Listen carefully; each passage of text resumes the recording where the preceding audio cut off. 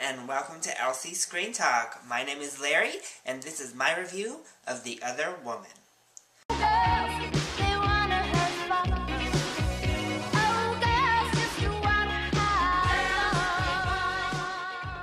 So, going into The Other Woman, I was pretty excited.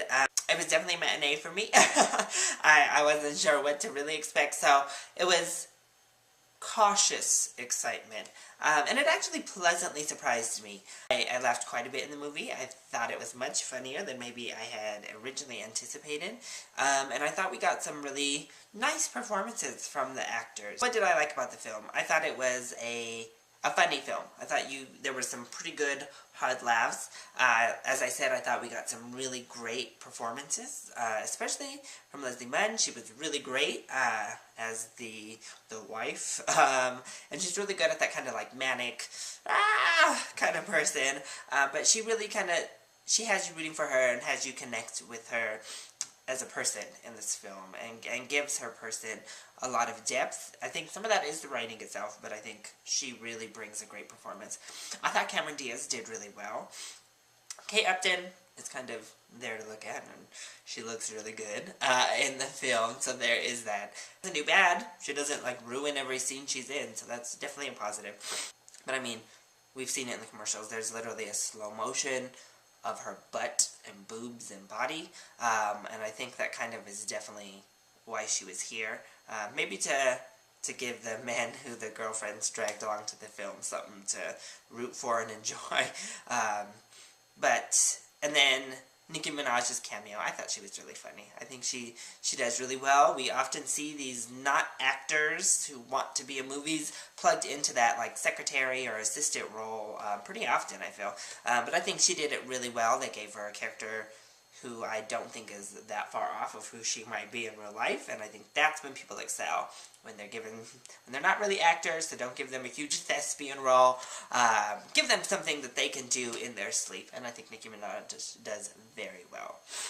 The things I didn't like, I mean, it is essentially a romantic comedy, and it kind of does the paint by the numbers romantic comedy things. There is a curveball. There is one curveball that, if watching it, I had seen it a second time. It was my grandma the second time. If you watch it a second time, you definitely catch on. There's a slight curveball, though, that I didn't see coming. Everything else I predicted pretty much the first time that they were introduced. I predicted that's how it was going to end up for those characters. Almost all of the main characters.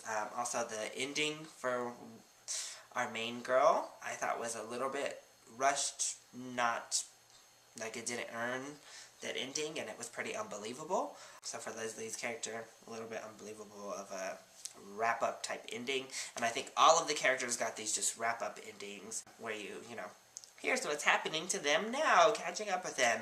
And I wish we could have gotten a better ending to the movie, because I think it, yeah, and I thought, you know, they did rely a little bit on, especially one, you know, laxative joke for far too long.